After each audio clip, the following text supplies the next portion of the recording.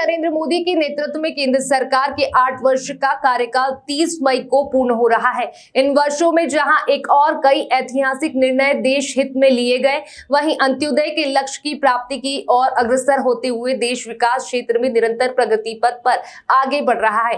सभी पदाधिकारी, सभी कार्यकर्ता, सभी युवा साथी इसमें लगे होंगे, मगर मैं आपसे एक और बात कहना चाहता हूँ कि हमको साथ ही साथ ये भी याद दिलाने की जरूरत है कि ये जो भारतीय जनता पार्टी की सरकार है और जो ये 8 साल माननीय मोदी जी के पूरे हुए हैं, ये सेवा और समर्पण और गरीब कल्याण के। साथियों, आपको ये ध्यान रखना चाहिए कि अगर आज मोदी जी ने सबको वैक्सीन, मुफ्त वैक्सीन नहीं किया होगा तो हम सब ऐसे बैठ सकते थे। कोविड की बीमारी को हमको याद रखना चाहिए। मैं ये बात इसलिए कह रहा हूँ कि आने वाले समय पे हम लोग नगर निगम के चुनाव में नीचे जाने वाले हैं, जिला पंचायत जनपद में हम लोग नीचे जाने वाले हैं।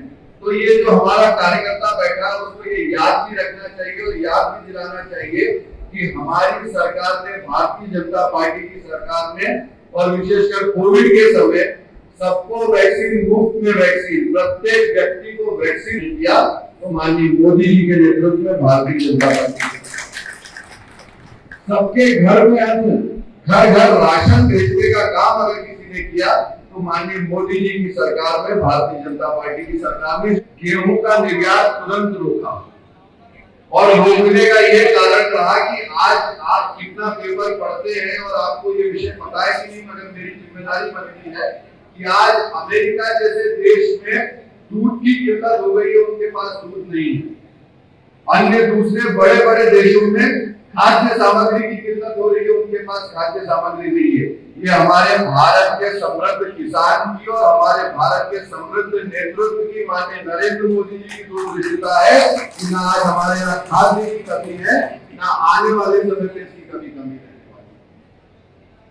इसलिए मैं आप सभी को मैं बहुत ज्यादा बात नहीं करूंगा। हम सब लोग इस उपलक्ष्य में भारतीय जनता पार्टी द्वारा किसान मोर्चा और किसान हितग्राही सम्मेलन आयोजित किया गया। भाजपा नगर अध्यक्ष गौरव रणदीवे ने सम्मेलन में संबोधित करते हुए कहा कि लोक कल्याणकारी किसानों और गरीबों की सरकार है। इन सबसे बढ़कर यह सेवा और समर्पण की सरकार है। इस बात को पिछले 8 वर्षों में देश के प्रधानमंत्री नरेंद्र मोदी ने चरितार्थ करके दिखाया। जहां एक और अमेरिका और विश्व के अनेक देश खाद्यान्न की कमी से जूझ रहे हैं, वहीं कोरोना काल में प्रधानमंत्री ने प्रत्येक नागरिक को मुफ्त वैक्सीन व मुफ्त राशन उपलब्ध करवाने का काम किया। सम्मेलन में किसान मोर्चे के प्रदेश अध्यक्ष दर्शन सिंह चौधरी ने प्रेस वार्ता को संबोधित करते हुए कहा कि प्रधानमंत्री मोदी ने आज मन की बात किसानों के साथ की है। देश के नागरिकों के विकास के लिए मोदी जी लगातार नवाचार कर रहे हैं। मुख्यमंत्री शिवराज सिंह चौहान के नेतृत्व में प्रदेश के किसानों के लिहाज से प्रदेश को पूरे देश में एक मॉडल के रूप में खड़ा किया है। देश की जीडीपी में प्रदेश की हिस्सेदारी लगभग 20% है। मध्य प्रदेश में किसानों को बीमा राशि के रूप में हजारों करोड़ रुपए दिए गए, जो पूरे देश में सर्वाधिक है। उन्होंने कहा कि कांग्रेस के शासनकाल में मध्य प्रदेश एक बीमारू राज्य की श्रेणी में आता था, परंतु आज वह विकसित राज्यों की श्रेणी में आ खड़ा हुआ है।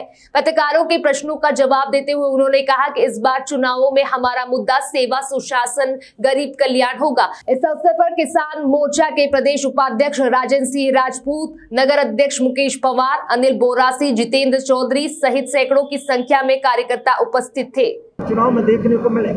उसके साथ साथ चूंकि किसानों के क्षेत्र में मध्य प्रदेश ने पूरे देश के अंदर एक मॉडल खड़ा किया है।